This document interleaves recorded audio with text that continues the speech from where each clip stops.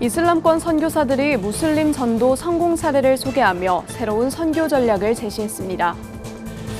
지역사회를 위해 다양한 섬김의 사역을 펼치는 서울 명륜중앙교회를 카메라에 담았습니다.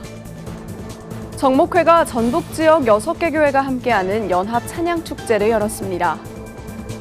11년째 취약계층을 위해 연탄 배달 봉사를 이어오고 있는 백성문화대 사회복지학과 학생들이 올해도 연탄 3,500장을 전달하며 나눔을 펼쳤습니다. 인천 옹진군이 영흥도의 130여 년 기독교 역사를 기념하는 영흥 기독교 역사박물관을 조성하겠다는 사업 계획을 밝혔습니다.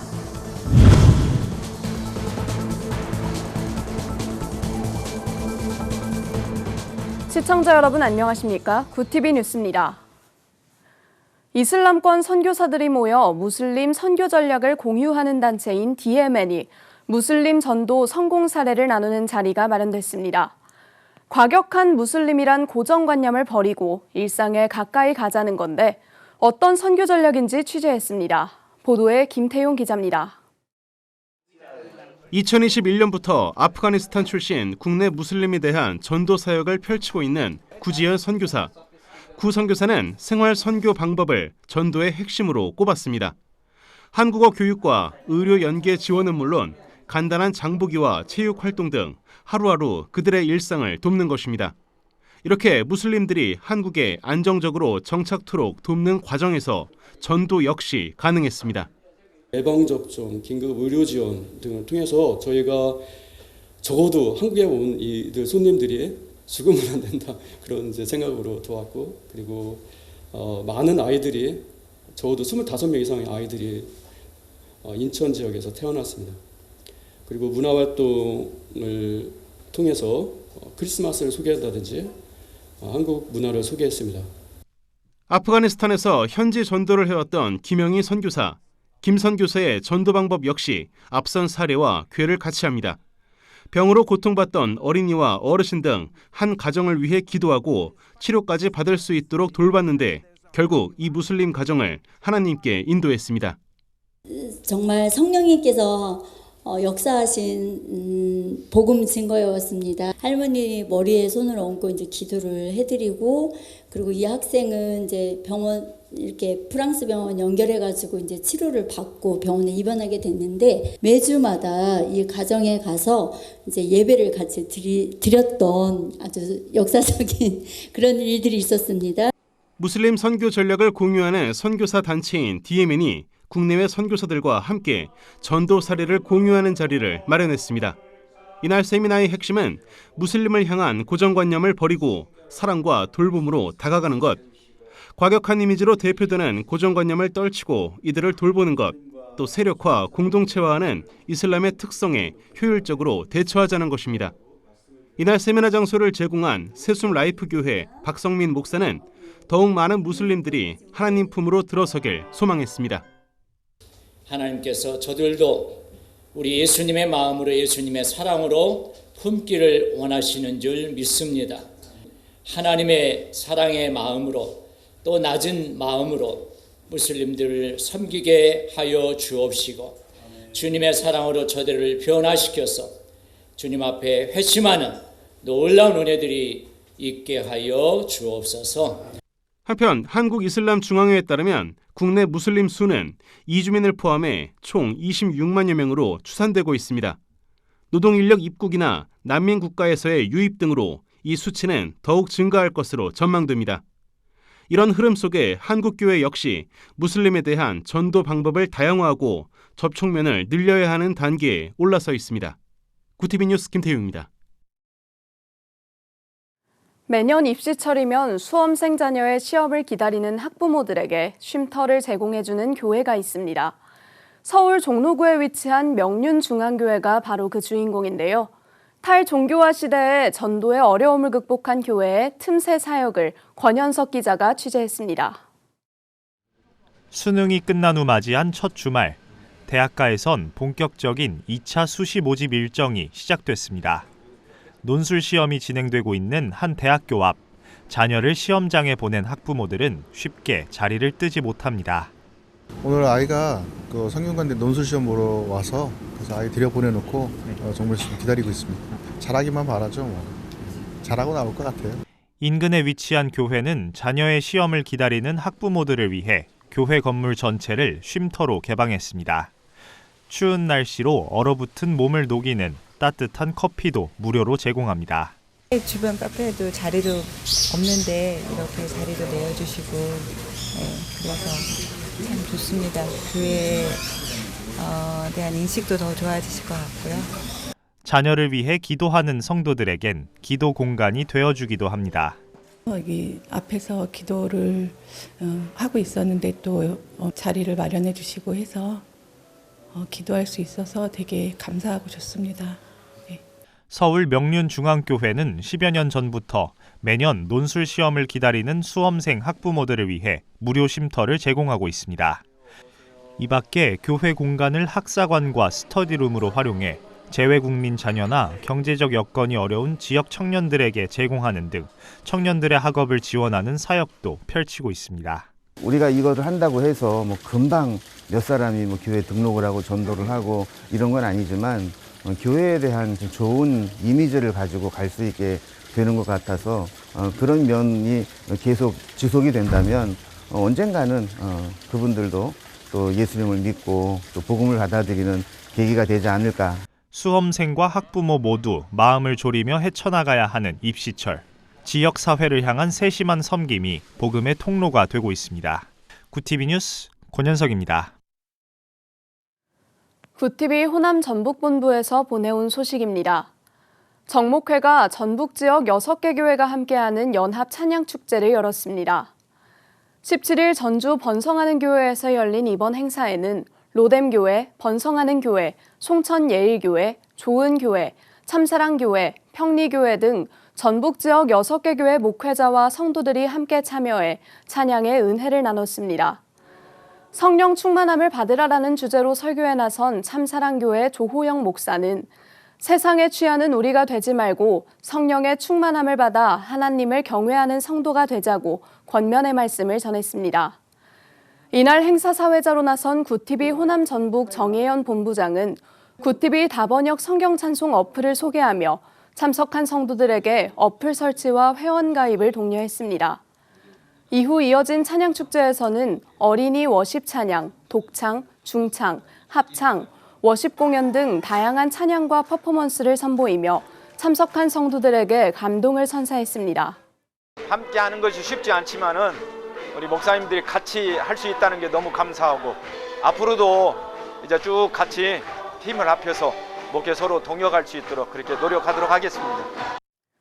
한편 정목회는 정직한 목회, 정결한 목회, 정성을 다하는 목회를 슬로건 삼아 전북 지역 통합교단 목회자들이 모인 단체로 다양한 교회 연합 사역과 목회 나눔, 봉사활동을 펼치며 지역사회와 교계에 귀감이 되고 있습니다.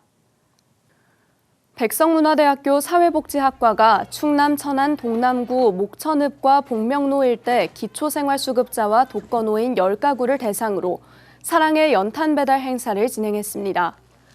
봉사에는 사회복지학부 재학생 30여 명과 교수진이 함께했습니다.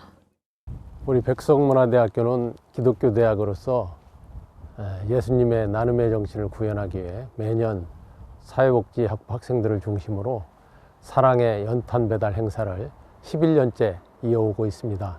이 활동을 통해서 우리 학생들이 남을 돕고 섬기는 그런 섬김의 리더십을 키우고 이것을 바탕으로 우리 사회를 이끌어가는 훌륭한 리더로 성장해 갈 수 있기를 바라고 우리 이웃분들은 올해는 좀 따뜻한 그런 겨울을 보낼 수 있기를 바랍니다. 작년에 이어서 올해도 이렇게 연탄을 직접 이렇게 나르면서 그 대상자분들 집에 방문해서 같은 학과 학생들하고 땀 흘리면서 이렇게 봉사하니까 이제 학과 내 학생들하고도 이제 유대감이 더 생기는 것 같고 더 끈끈해지는 것 같고 그리고 훨씬 뿌듯한 것 같아요.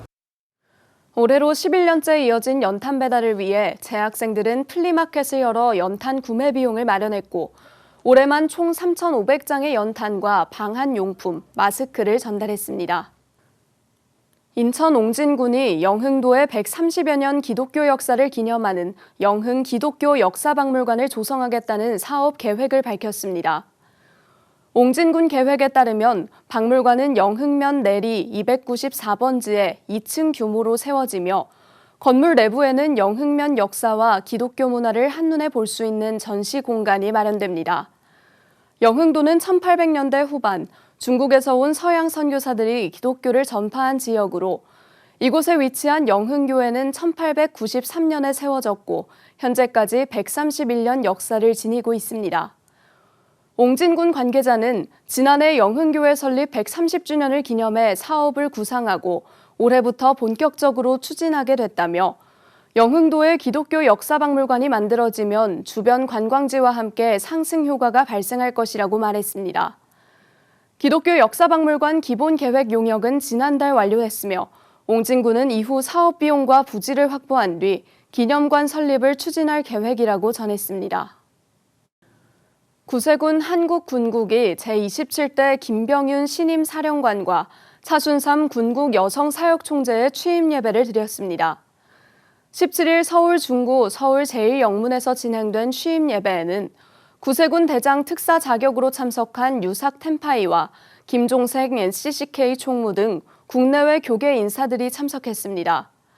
김 신임 사령관은 세상에 희망을 전하는 데 동참하는 구세군이 되자며 도움이 필요한 자에게 더 낮은 자세로 다가가 사랑을 실천하는 일에 지지와 동참을 바란다고 강조했습니다.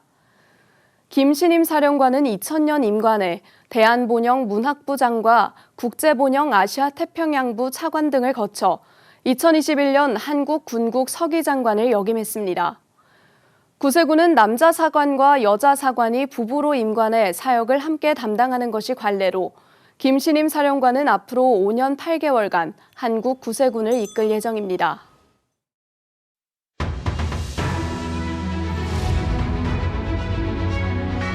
오늘의 이슈 포커스입니다. 정부가 우리 돈을 빌려 건설한 남북 연결도로와 철도를 폭파한 북한에 차관 상환을 위한 조처를 검토하고 있습니다.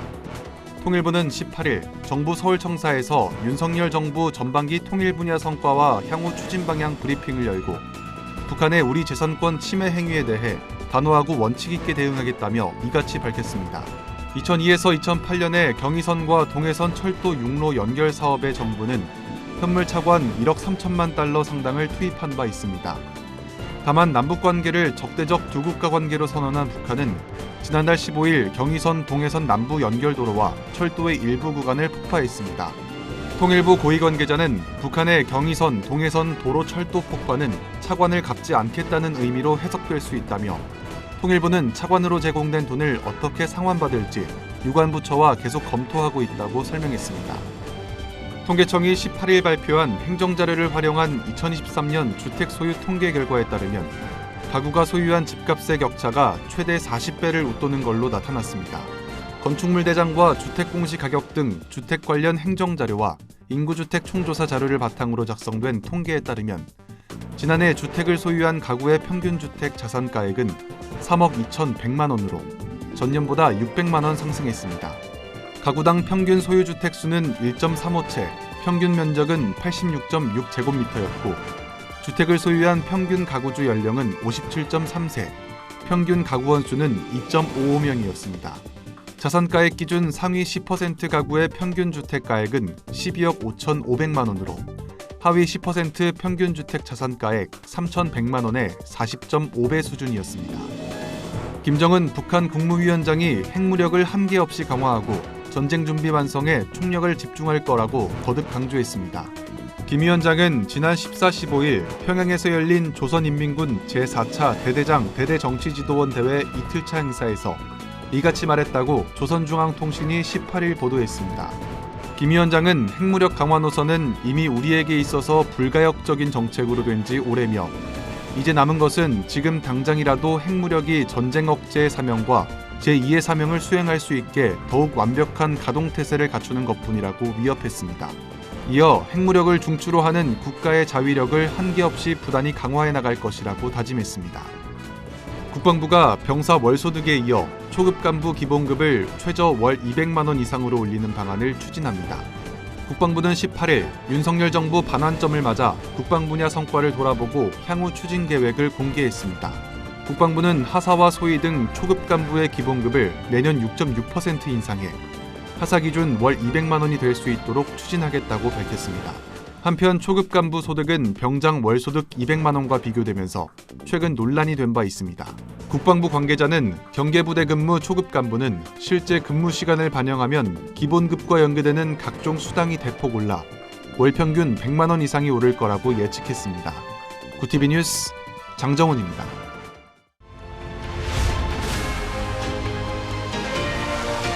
구티비 월드와이드입니다. 조 바이든 미국 대통령이 미국 지대지 미사일로 러시아 표적을 공격하는 것을 허가했다고 뉴욕타임즈가 보도했습니다. 보도에 따르면 바이든 대통령은 우크라이나의 사거리가 300km인 에어테크스 미사일의 사용을 허가했습니다. 바이든 대통령은 확전에 대한 우려로 미국 무기의 러시아 본토 사용을 거부해왔습니다. 뉴욕타임스가 취재한 미 당국자들은 이번 조치가 북한군 참전에 대한 대응이라고 설명했습니다. 러시아와 우크라이나 간 전투가 긴박하게 전개되는 가운데 미국의 이번 결정이 어떤 영향을 미칠지 주목됩니다. 일론 머스크 테슬라 최고 경영자가 미국의 차기 행정부 구성에 강력한 영향력을 행사하면서 일부 트럼프 참모들의 불만이 커지고 있습니다. 워싱턴 포스트에 따르면 머스크는 경제정책과 핵심 내각 자리를 두고 자기 입장을 공개적으로 피력하고 있습니다. 머스크는 켄터 피츠제럴드의 하워드 러트닉 최고 경영자를 재무부 장관으로 사실상 공개 지지했습니다. 이를 두고 트럼프 주변 인사들은 혼란스러워하고 있고 심지어 두려워하고 있다고 워싱턴 포스트는 전했습니다. 트럼프의 한 측근은 머스크가 공동 대통령으로 행동하고 있음을 암시하는 것이며 자신의 역할에서 선을 넘고 있을 수 있다고 우려했습니다. 이스라엘군의 폭격으로 레바논 무장단체 헤즈볼라의 무함마드 아피프 수석 대변인이 현지 시간 17일 사망했습니다. AP통신에 따르면 헤즈볼라는 성명을 통해 아피프 대변인이 공습을 받아 목숨을 잃었다고 밝혔습니다. 이스라엘군은 아피프 대변인이 헤즈볼라의 선전전 수장으로 이스라엘국에 반하는 헤즈볼라의 테러 행위에 관여해왔다고 주장했습니다. 이스라엘군은 이날 헤즈볼라의 주요 거점인 베이르트 중심가를 공격했으며 전날 오전부터 이틀간 레바논에서만 200곳 넘는 군사 목표물을 공습했다고 밝혔습니다. 중국 장쑤성 이싱시의 한 대학에서 열악한 노동 조건과 졸업 실패에 불만을 품은 대학생이 무차별 칼부림을 벌여 25명의 사상자가 발생했습니다. 신화통신에 따르면 현지 시간 16일 이싱 우시 공예직업기술학원에서 칼부림 사건이 발생해 8명이 숨지고 17명이 다쳤습니다. 이싱시 공화국은 올해 2학교 졸업생인 피의자 슈모 씨가 시험에 불합격해 졸업장을 받지 못하게 된 점과 실습 보수에 불만을 품고 범행했다는 잠정조사 결과를 내놨습니다. 최근 중국에서는 이와 같은 불특정 다수를 겨냥한 묻지마 범죄가 잇따르면서 불안감이 커지고 있습니다. 구티비 뉴스 장정훈입니다.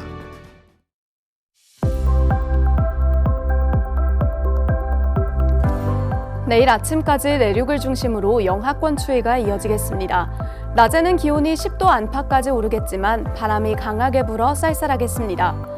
수요일인 모레 낮부터 기온이 차츰 올라 주 후반에는 예년 기온을 회복할 전망입니다.